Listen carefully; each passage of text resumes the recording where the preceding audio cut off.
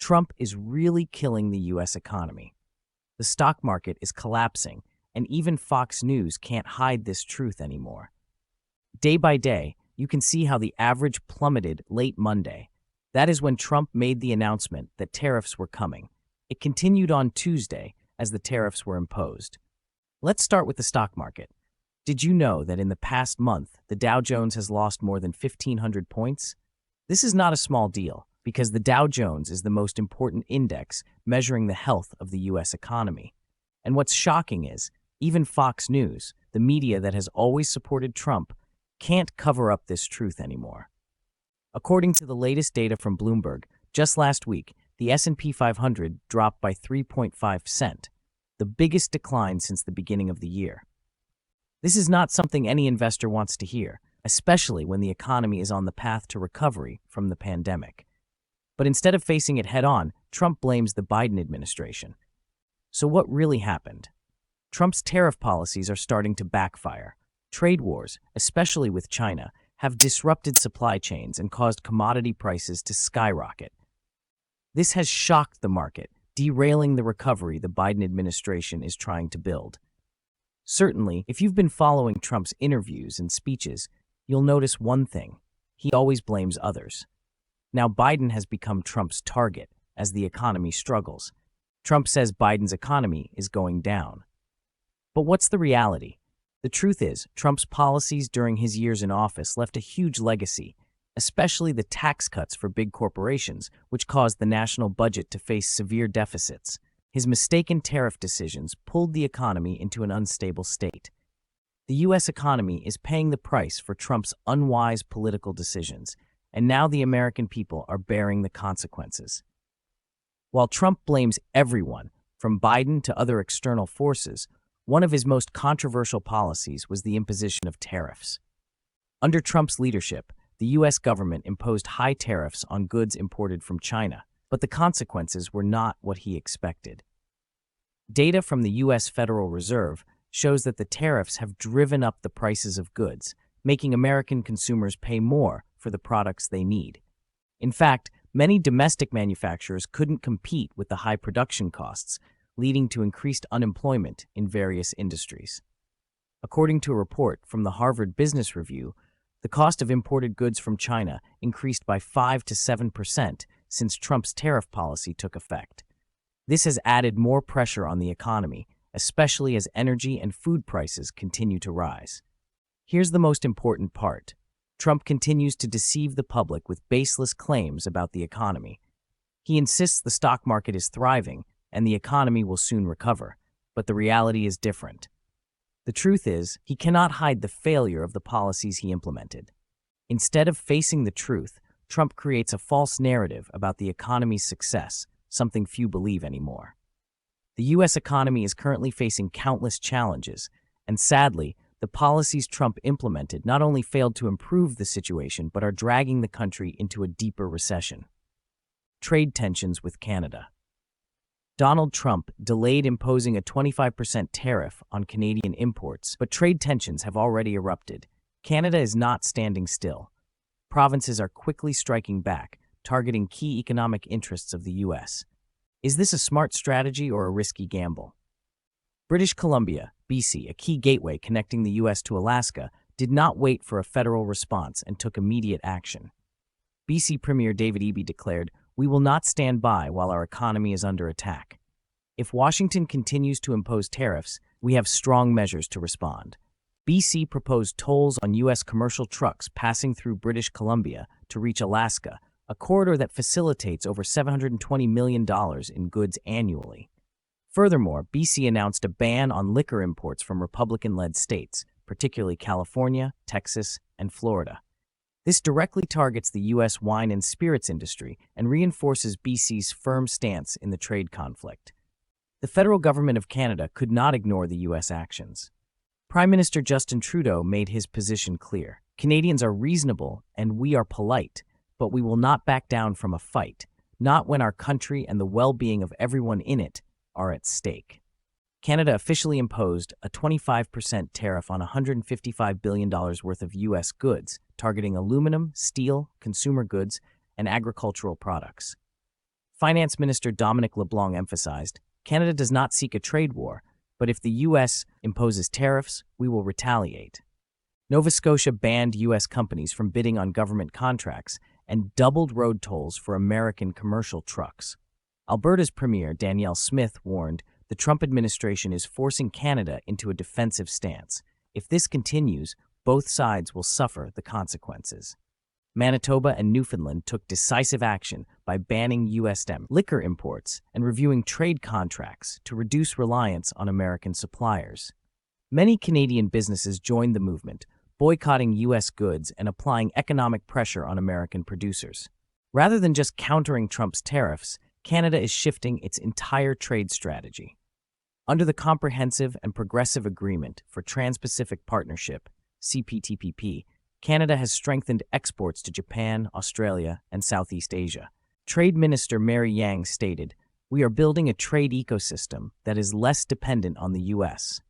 Meanwhile, Canada is also increasing exports to Europe through the Comprehensive Economic and Trade Agreement, TEA, leveraging tariff-free trade opportunities to reduce reliance on the U.S. market. To support this transition, the government is offering financial incentives to help businesses shift exports to alternative markets, ensuring economic stability amid ongoing U.S. trade pressure. Trade disputes between the U.S. and Canada are nothing new. In 1982, the softwood lumber conflict erupted when the U.S. accused Canada of subsidizing its timber industry. This battle has persisted for decades, with multiple legal cases at the World Trade Organization (WTO). More recently, in 2018, the Trump administration imposed tariffs on aluminum and steel, prompting Canada to retaliate with tariffs on politically sensitive U.S. exports, including agricultural goods from swing states. The U.S. claims that its tariffs are justified under national security grounds, but Canada argues that this violates the United States-Mexico-Canada Agreement, USMCA. Although Canada could take legal action at the WTO, past experience shows that the U.S. often ignores unfavorable rulings. February 2025, the Trump administration slaps a 20% tariff on Chinese goods, escalating trade tensions. China retaliates hard, cutting U.S. imports while strengthening trade ties with Canada and the European Union.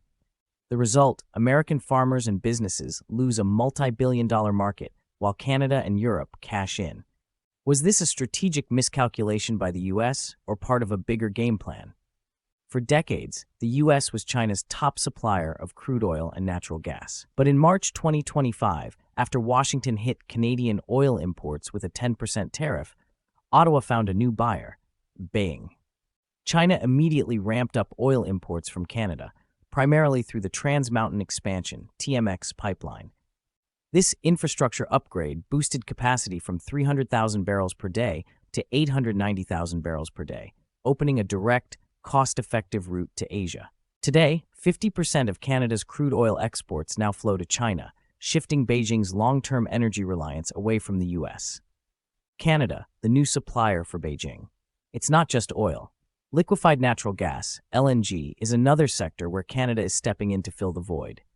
The LNG Canada project, one of North America's largest LNG export facilities, is set to start operations in 2025 with an export capacity of 14 to 26 million tons per year. Previously, the U.S. was one of China's largest LNG suppliers. But after Washington imposed trade restrictions, China shifted to Canada, Qatar, and Australia to diversify its energy sources. The result, Canada is now cementing its role as China's strategic energy partner, gradually replacing the U.S. China cuts U.S. agriculture imports. China, one of the world's largest agricultural buyers, has dramatically scaled back U.S. imports since 2023.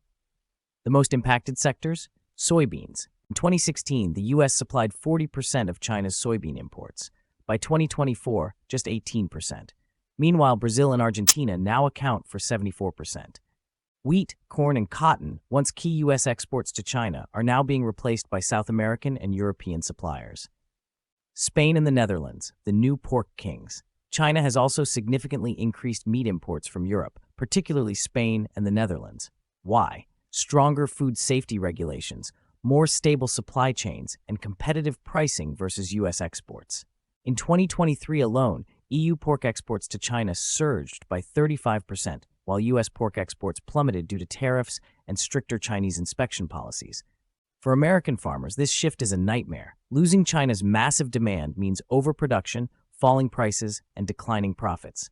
American farmers are taking the hit, with China no longer buying U.S. agricultural goods. American farmers are facing oversupply and price drops, shrinking profits, financial strain, and potential bankruptcies. Smaller farms are at the highest risk as they lack the resources to pivot quickly. U.S. industry loses a key market. It's not just agriculture. America's industrial sector is feeling the heat too. China is cutting investments in the U.S. Tech giants like Google, Tesla, and Intel are losing Chinese market share. China is shifting its partnerships to Canada, Europe, and BRICS nations. The long-term impact is a gradual decline in U.S. global influence. This trade war is reshaping global commerce. Canada and the EU are winning. They're capturing billions in lost U.S. trade. The U.S. is losing ground. American farmers, tech companies, and industries are feeling the squeeze. The big question is, will the U.S. shift strategies to regain lost ground, or is this the beginning of a long-term decline in U.S. economic dominance? If Washington doubles down on tariffs, it risks further isolating American businesses from global supply chains. Meanwhile, Beijing's aggressive trade diversification is creating new alliances that could permanently reshape global economic power. The longer this standoff lasts, the harder it will be for the U.S. to reclaim its lost influence. Can you imagine a neighboring country standing up to Trump and really striking back? This isn't a fictional story. Recently, Canada made a bold move that blindsided President Trump in the escalating trade war between the two nations. When Trump announced a 25% tariff on Canadian goods on February 1st, he was confident no country would dare respond. However, contrary to his expectations, Canada not only opposed the move, but retaliated with a powerful strategy. This firm response took the U.S. by surprise. Instead of accepting it, Canada stood its ground, determined to protect its economy and sovereignty. In fact, in 2024, Canada exported goods worth $102.7 billion to the U.S., while the U.S. exported more than $349 billion to Canada, making this trade relationship extremely important and intensifying the stakes of this conflict. This is a clear sign that long-standing trade relations can be severely threatened by unilateral tariff policies. What's notable is that Canada's response didn't just come from the government, but had strong support from the entire society. Politicians and citizens alike rallied together, calling for unity to resist what they saw as U.S. impositions. The Canadian government announced it would impose a 25% tariff on approximately $30 billion worth of U.S. goods, a move that's unprecedented in the history of U.S.-Canada relations. This decision reflects not only frustration with U.S. policies, but also sends a strong message about Canada's autonomy and its ability to stand firm in a complex global trade environment. But it's not just Canada. Mexico, also caught in this tariff conflict, declared it would retaliate on March 8th if Trump didn't reverse his tariffs. At the same time, China announced tariffs on U.S. agricultural products, including wheat, corn, chicken, cotton, and even fruits, vegetables, and dairy, totaling around 15%. This has made the situation even more tense, and Trump certainly couldn't have predicted such strong resistance from all these trade partners. Immediately after the tariffs were imposed, the U.S. stock market reacted negatively. In just 2 days, the Dow Jones dropped 1.5%. The Nasdaq fell 0.35%, and even Best Buy, a major retail brand, saw its stock price plummet by 13%. This was a major shock for investors, clearly demonstrating the direct impact these decisions have on the U.S. economy and key industries. This decline also reflects market concerns over the long-term consequences of these tariff policies. With the new tariffs in place, inflation is rapidly rising. Consumer goods, especially essential imports from Canada, Mexico, and China, will see significant price increases, pushing up the cost of living for American citizens. This will make it harder for consumers to maintain their standard of living as prices climb and wages fail to keep pace. This situation could drag on, creating an unwanted inflation cycle, seriously affecting purchasing power and the quality of life. The trade war doesn't just affect consumers, but also pushes the U.S. economy toward the risk of recession. U.S. businesses will face higher production costs, forcing them to cut spending and investment. This could lead to slower growth and even an increase in unemployment. Companies will struggle to maintain operations effectively in an environment of rising costs and decreasing consumer spending. Major industries like manufacturing, retail, and agriculture could suffer significant losses, deeply impacting the U.S. economy in the long run. The U.S.-Canada trade war erupts, $30 billion in retaliatory tariffs immediately imposed, $125 billion more ready to hit the U.S. economy. Stocks plunging, U.S. businesses in panic. The U.S.-Canada trade war has exploded. Trudeau declares, Trump is trying to collapse Canada's economy to make us the 51st state of America. Is this just a trade dispute, or is there a deeper strategy at play? Trudeau strikes back. Don't let Trump's government fool you. In a powerful speech directed at the American people, Trudeau not only condemned Trump's administration, but also warned, your government is driving up prices and putting millions of American jobs at risk.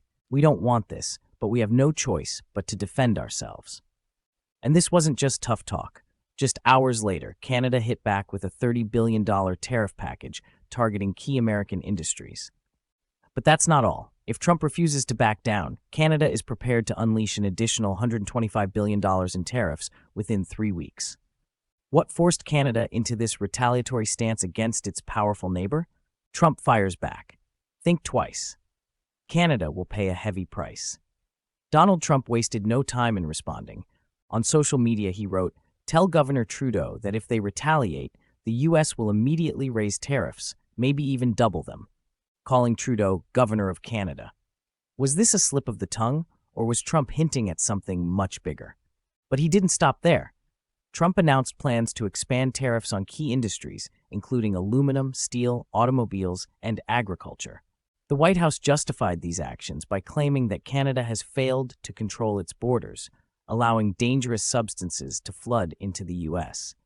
But is this really about border security, or is this just a pretext for an economic power play? U.S. businesses and citizens in panic. While politicians wage war, the first to suffer are American workers and consumers. Within just 24 hours of Trump's announcement, the U.S. stock market plunged. Gas and grocery prices skyrocketed. Businesses faced uncertainty, with factories at risk of shutting down. A major U.S. retail CEO sounded the alarm. Prices will surge in the coming days. Millions of American households will bear the cost. And it's not just corporations. Several key states are now fighting back against Trump's trade war. Kentucky is furious as Canada slaps high tariffs on bourbon exports. Michigan is worried that thousands of auto jobs will vanish if Canada cuts off its supply chain. So why is Trump pushing forward despite the backlash? Will this war escalate even further? With the U.S. election approaching, could Trump be manufacturing conflict to rally voters? But with Canada striking back and American markets in turmoil, is this truly the right move? 3 key questions now loom. 1. Will Canada escalate its retaliation? If Trump refuses to lift tariffs, Canada may impose even stricter trade restrictions, potentially cutting off U.S. access to vital resources. 2. Can Trump hold his ground as American businesses protest? If the situation worsens, pressure from major corporations like Ford, GM, and the agricultural sector may force him to reconsider. 3. Who will pay the highest price? Both American and Canadian citizens are already feeling the impact. Food, fuel, and essential goods are becoming more expensive. If this war drags on, both economies could suffer severe damage, and the U.S. may risk losing a key ally. Who will win this strategic showdown? Trump is betting on shock tactics and immediate economic pressure. Trudeau is relying on patience and a calculated counterattack. So, which side has the upper hand? If the U.S. economy takes a hit quickly, Trump may face pressure to de-escalate. If Canada can't endure for long, Trudeau might be forced to negotiate on U.S. terms. Which scenario will unfold?